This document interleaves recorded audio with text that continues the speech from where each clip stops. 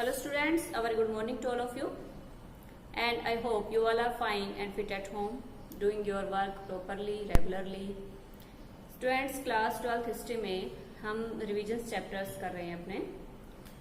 हमने स्टार्ट किया था अपना chapter 15 and that is framing the Indian constitution, यानी कि भारत के संविधान का बनना, कि भारत का जो संविधान था उसके लिए किस प्रकार से क्या प्रोसीजर अपनाई गई, किस प्रकार से उसको स्टार्ट किया गया, कॉन्स्टिट्यूएंट असेंबली थी किस प्रकार से बनाई गई, संविधान सभा का निर्माण हुआ, उसके बाद क्या क्या प्रॉब्लम फेस हुई संविधान सभा को, और साथ में कब हमारा जो संविधान था वो बनकर तैयार हुआ।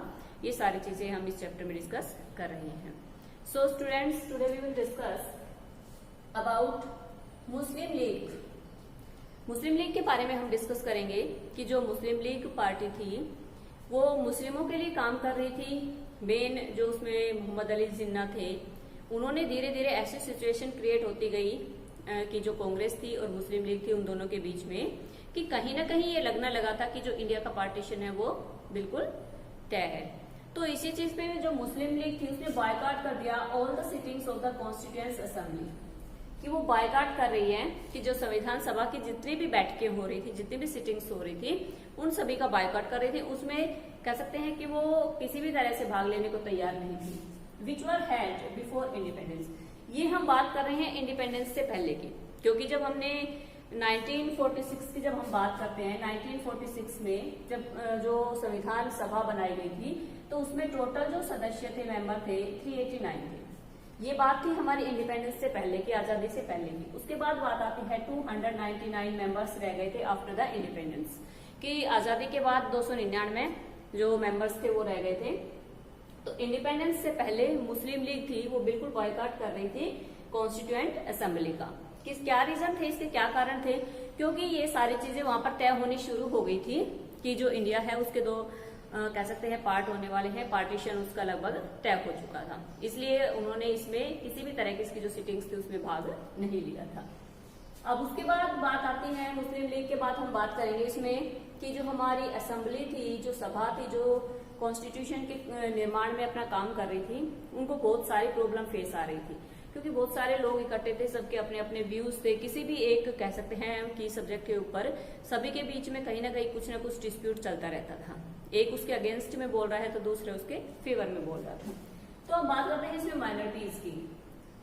जो माइनॉरिटीज थी वो कॉन्स्टिट्यूएंट असेंबली के द्वारा सभी मेंबर्स के द्वारा अलग अलग डिफाइन की गई, अलग अलग डेफिनेशन दी गई उसके लिए, डिफाइंड बाय डिफरेंट ग्रुप्स। किस प्रकार से अलग अलग डिफाइन किया गया? कई लोगों ने इस चीज को माना। सबसे पहले तो हम देखते हैं कि माइनॉरिटीज में होते क्या है। जो हमारी टोटल पॉपुलेशन होती है उसमें जो कह सकते हैं कि संख्या में सबसे कम होते हैं वो आते हैं अल्पसंख्यकों की श्रेणी में। अल्पसंख्यक क्या होते हैं? जिनकी संख्या, जिस कम्युनिटी की संख्या हमारे पॉपुलेशन के अकॉर्डिंग बहुत कम हो, तो वो होते हैं माइनॉरिटी। और जो मेजोरिटी में होती हैं उनकी जो कह सकते हैं कि पॉपुलेशन होती है वो बहुत ज्यादा होती है। जैसे कि हमारे इंडिया में मेजोरिटी में कौन है? हिंदू है। और मुस्लिम अपने आप को किस में मानते थे? या फिर और भी दलित लोग थे, या कह सकते हैं कि और भी लोअर क्लासेस थी जो कि किस में थी? माइनॉरिटीज में थी। अब उसके बाद माइनॉरिटीज के लिए क्या क्या इसमें प्रोविजन रखा गया, क्या क्या बातें की गई? सबसे पहले तो कहा गया कि इनको जो हमारी सोसाइटी है उसकी मेन स्ट्रीम के साथ कैसे लाया जाए, किस प्रकार से काम किया जाए। हमारी असेंबली क्या ऐसा करे कि संविधान में ऐसी चीजें बनाई जाए जिससे जो माइनॉरिटी में है उनको भी कह सकते हैं कि इस देश में इक्वलिटी मिले, फ्रीडम मिले। तो ये सारी चीजें कहीं ना कहीं प्रॉब्लम क्रिएट कर रही थी हमारी संविधान सभा के सामने। तो इसका क्या सोल्यूशन निकला कि माइनॉरिटीज थी उनको राइट्स दिए गए, इक्वलिटी का राइट दिया गया, साथ में उनकी जो कल्चर है उसको सेफ रखने का राइट दिया गया, एजुकेशन के रूप में इनको राइट मिला। यानी कि कह सकते हैं कि माइनॉरिटीज के लिए हमारे यहाँ पर जो कह सकते हैं कि उनको हर राइट प्रोवाइड करवाया गया। तो इस प्रकार से कहीं ना कहीं ये सोल्यूशन निकाल लिया गया अल्पसंख्यक लोगों के लिए। अब आता है power to legislature finally divided. अब बात आई कि हमारी जो गवर्नमेंट फॉर्म होगी हमारे इंडिया में वो किस प्रकार की होगी।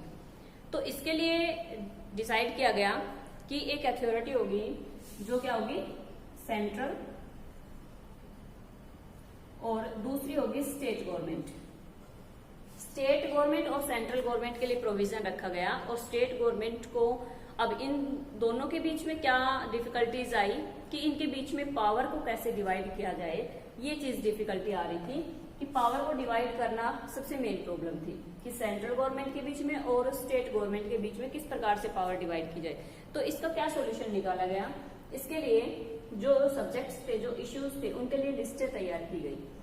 अब उस लिस्टों में first union list, state list and concurrent list, यानी कि हमारी जो केंद्रीय सूची, राज्य सूची और साथ में समवर्ती सूची, इन तीनों में क्या रखे गए, इन तीनों में वो सब्जेक्ट्स रखे गए जिनके ऊपर जो डिसीजन लेना था वो अलग अलग पावर दी गई स्टेट गवर्नमेंट को और सेंट्रल गवर्नमेंट को। यूनियन लिस्ट में जितने भी सब्जेक्ट्स डाले गए वो सारे नेशनल इश्यू के डाले गए। कौन कौन से, हमारे जो राष्ट्रीय मुद्दे हैं, जैसे हमारे डिफेंस का हो गया या फिर हमारे टैक्स का रिलेटेड हो गया, या फिर कह सकते हैं कि जो भी हमारे जो है राष्ट्रीय मुद्दे हैं वो सारे यूनियन लिस्ट में, और उनके ऊपर डिसीजन की पावर किसको दी गई, सेंट्रल गवर्नमेंट को पावर दी गई कि आप क्यों, इस चीज की पावर है कि आप इसमें जितने भी सब्जेक्ट हैं वो सारे के सारे उनके ऊपर आप डिसीजन लेंगे। स्टेट लिस्ट में डाला गया कि आप अपने अपने स्टेट के अकॉर्डिंग ऐसे इश्यूज रखे गए, जैसे ट्रेडिंग को रख दिया गया, साथ में उनके वहां पर टैक्सेस को रख दिया गया। तो इस प्रकार से स्टेट लिस्ट में एग्रीकल्चर को रखा गया। इस प्रकार से स्टेट लिस्ट में वो इश्यू डाले गए जिनके ऊपर डिसीजन कौन लेगा, स्टेट गवर्नमेंट लेगी। अब बात आई कंकरेंट लिस्ट की। कंकरेंट लिस्ट में क्या डाला गया समवर्ती सूची में कि इनके ऊपर डिसीजन दोनों ही ले सकते हैं, चाहे स्टेट गवर्नमेंट भी डिसीजन ले सकती है और सेंट्रल गवर्नमेंट भी ले सकती है। अब उसके बाद बात आती है कंकरेंट लिस्ट में, जैसे कि एजुकेशन को डाल दिया गया कि एजुकेशन के ऊपर डिसीजन दोनों ही सेंट्रल भी और स्टेट गवर्नमेंट भी। तो ये चीज तैयार की गई कि जो लिस्टें तैयार की गई थी उनके अकॉर्डिंग उनकी पावर को डिवाइड किया गया, union list, state list and concurrent list. अब बात आती है स्टेट गवर्नमेंट के बिहाफ पे थोड़ी सी कहीं ना कहीं पावर जो हमारी सेंट्रल गवर्नमेंट के पास ज्यादा दी गई है। आर्टिकल आता है हमारे कॉन्स्टिट्यूशन में 356, 356 के आर्टिकल के अकॉर्डिंग क्या होता है कि इसमें पावर दी गई है सेंट्रल गवर्नमेंट को to take over the state, कि अगर उस स्टेट का गवर्नर कहीं ना कहीं रिकमेंडेशन करता है, कहीं ना किसी चीज की सिफारिश करता है कि हमारा जो राज्य है उसमें हमारी जो गवर्नमेंट है उसके बिहाफ पे अच्छा काम नहीं चल रहा है, या कोई भी और भी इश्यूज हो सकते हैं, उसके बिहाफ पे जो पावर है वो सारी टेक ओवर किसके पास हो सकती है, सेंट्रल गवर्नमेंट उसको अपने अंडर में ले सकती है। तो इस प्रकार से ये डिवाइड किया गया था पावर्स का between the central government and state government. अब उसके बाद बात करते हैं हम constituent assembly support the causes for the depressed class. अब यहाँ पर अलग अलग चीजें आ रही हैं। सबसे पहले यहाँ पर आई थी माइनॉरिटी और सेकंड आई है यहाँ पर डिप्रेस्ड क्लास। देखो डिप्रेस्ड क्लास की बात आती है, ऐसा एक वर्ग था हमारे इंडिया में जिसको सदियों से कह सकते हैं बहुत ज्यादा दबाया गया था, बहुत ज्यादा नीचे रखा गया था, उनको कभी भी अपर क्लासेस के साथ खड़े होने की भी परमिशन नहीं दी गई थी। तो यहाँ पर हम बात कर रहे हैं उन्हीं डिप्रेस्ड क्लासेस की, ठीक है। तो इसमें क्या हुआ था कि जो डिप्रेस्ड क्लासेस थे उनके लिए प्रोविजन रखा गया कि ये लोग इतने ज्यादा यानी कि हजारों सालों से वर्षों से दबे पड़े हैं कि इनको मेन स्ट्रीम में लाना ही हमारे लिए सबसे कह सकते हैं एक चैलेंजिंग काम है। तो डिप्रेस्ड क्लासेस के लिए सपोर्ट किया गया, उनके लिए अलग से कह सकते हैं प्रोविजन रखा गया है हमारे कॉन्स्टिट्यूशन में कि वो भी मेन स्ट्रीम में आके काम कर सके। अब बात आती है the member of the backward classes stated that the society made use of their labour and services. अब यहाँ पर बात हो रही है हमारी बैकवर्ड क्लासेस की, जो डिप्रेस्ड क्लास हैं, कि उन्होंने स्टेटेड क्या इस चीज को बताया कि जो सोसाइटी ने हमारा इतना ज्यादा एक्सप्लॉयटेशन किया है कि हमारे पास से हमारी जो सर्विसेज हैं, सेवाएं ली है, साथ में हमारे पास से लेबर के रूप में काम करवाया है। तो यहाँ पर डिबेट चल रहा था कॉन्स्टिट्यूएंट असेंबली के जो मेंबर्स थे उनके बीच में, और ये स्टेटमेंट बार बार दी जा रही थी कि सोसाइटी ने रियलिटी में इनका इतना ज्यादा एक्सप्लॉयटेशन किया है कि कहीं ना कहीं इनको जरूरत है इनको मेन स्ट्रीम में लाने की। तो लेबर के रूप में, सर्विसेज के रूप में काम करने की जो स्टेटमेंट दी गई सदस्यों के द्वारा, at last the constituent assembly suggested. अब बात आती है कि जो हमारी संविधान सभा थी उन्होंने डिप्रेस्ड क्लासेस के बारे में, जो बैकवर्ड क्लासेस थी उनके बारे में क्या सिफारिशें की, क्या बताया, किस प्रकार से बताया। सबसे फर्स्ट उन्होंने कहा कि जो अनटचेबिलिटी है विल बी इरेक्टेड, कि हम सबसे पहले जो छुआछूत है, अनटचेबिलिटी है, उसको खत्म करेंगे। इससे क्या होगा कि सभी लोगों को क्या है, इक्वलिटी के जो फॉर्म है उसमें आने का आगे मौका मिलेगा। The Hindu temples will be open the people belonging to the all castes. Hindu temples हैं, क्योंकि हिंदू लोग हमारे इंडिया में क्या है, मेजोरिटी में है, तो हिंदू टेम्पल्स को खोला जाएगा सभी कम्युनिटीज के लिए, सभी क्लासेस के लिए। ये सजेशन दिए गए हैं बाय द कॉन्स्टिट्यूएंट असेंबली, किनके लिए, डिप्रेस्ड क्लासेस को मेन स्ट्रीम में लाने के लिए। अब बात आती है कि जो पीपल बिलोंग करते हैं सभी कास्ट से, चाहे वो किसी भी कास्ट का हो, चाहे वो बैकवर्ड क्लास से हो, चाहे वो माइनॉरिटी में हो, या फिर डिप्रेस्ड क्लास से हो, किसी भी तरह की कास्ट है, लोअर क्लासेस में हम इन चीजों को काउंट करेंगे तो सभी के सभी क्या होगा, हिंदू टेम्पल्स उनके लिए खोले जाएंगे। साथ में क्या होगा कि साथ में जो अनटचेबिलिटी है उसको बिल्कुल खत्म किया जाएगा, और ये सिफारिश से लागू भी की गई। उसी के बाद आज हम प्रेजेंट में देख सकते हैं इस चीज को कि हमारे सोसाइटी में जो वर्षों पहले जो कह सकते हैं कि जो भेदभाव था, डिस्क्रिमिनेशन था, वो आज मोस्टली लगभग खत्म हो चुका है। उसके बाद देखते हैं seat will be reserve for the backward classes. सबसे मेन क्या किया जाएगा, इलेक्शंस के लिए जो बैकवर्ड क्लासेस हैं उनकी सीटों को रिजर्व किया जाएगा।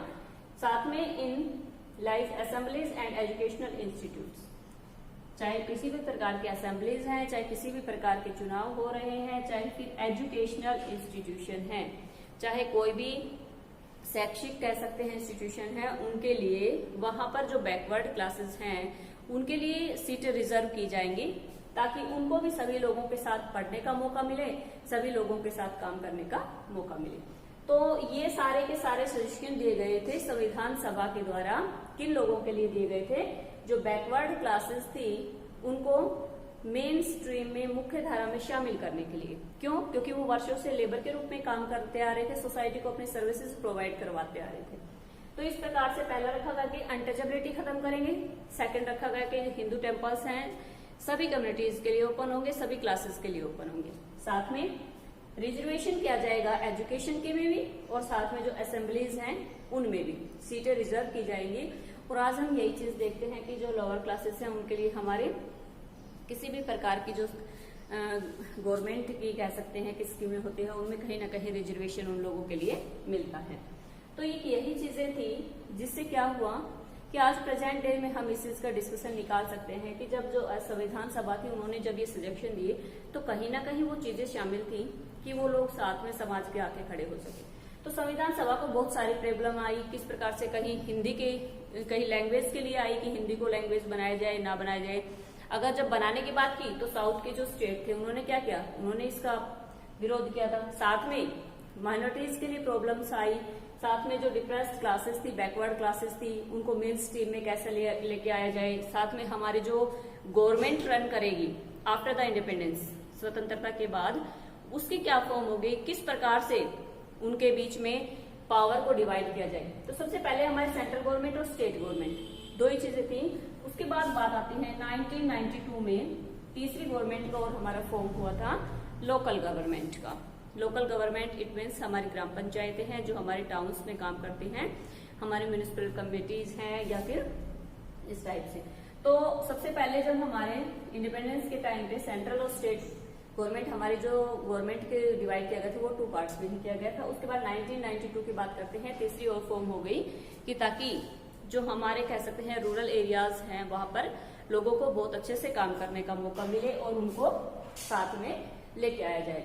तो ये चैप्टर था हमारा फ्रेमिंग द इंडियन कॉन्स्टिट्यूशन। संविधान सभा के बनने से लेके उसकी कितनी बैठकें हुई, टाइमिंग कितनी लगी थी, 2 ईयर्स लगे थे इसमें, 11 मंथ्स और 18 डेज लगे थे, और इसको लागू किया गया था 26 जनवरी 1950 को। अब जब बात आती है कि बनकर तैयार हुआ था 26 नवंबर 1949 को।